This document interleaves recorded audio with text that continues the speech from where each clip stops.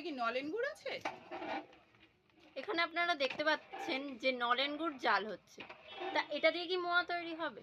আচ্ছা, এটা দিয়েই মোয়া তৈরি হবে, আপনারা তো শুনেই নিলেন। কাঠের জালে গুড় জাল হচ্ছে। আচ্ছা, কোন ধানের মোয়া হয় এখানে? এটা কি মানে এই যে মোয়াটা হচ্ছে কি খই দিয়ে তৈরি হচ্ছে? কনকচুর ধান।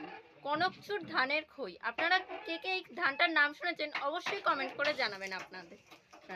ঠিক আছে, ওই ভেতরে পাকাচ্ছে মনে হয়।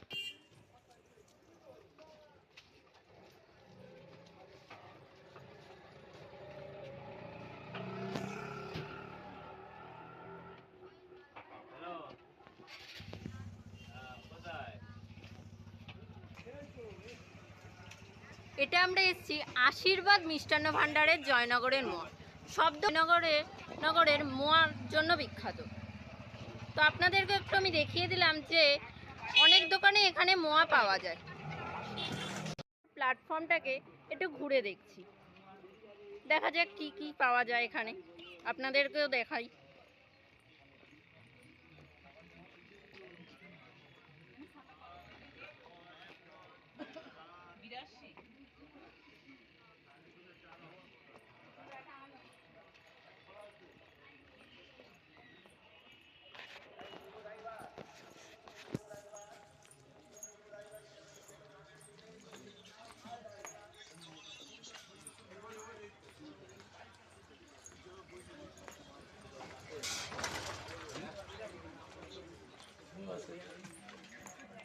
আর এই জয়নগরে নেমে আপনারা যদি কোনো স্থানে ঘুরতে যেতে চান, তার জন্য কিন্তু এখানে অটো টোটোর ব্যবস্থা রয়েছে।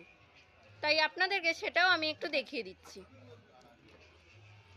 এখানে নিমপিট বলে একটি স্থান আছে, সেখানটাতে যদি আপনারা যেতে চান এখান থেকে অটো বা ভ্যানে করে যেতে। আপনারা কেউ জানেন কিনা আমি জানি না, আমি তাই প্রথম শুনলাম আমার মায়ের কাছে। নিমপিট বলে একটা ঠাকুরের জায়গা আছে, তো সেখানে যদি কেউ যেতে চান তার জন্য এখানে অটো বা টোটোর ব্যবস্থা রয়েছে। তো আপনারা কেউ যেতে চাইলে অবশ্যই এখানে অটো বা টোটোয় করে যেতে পারেন।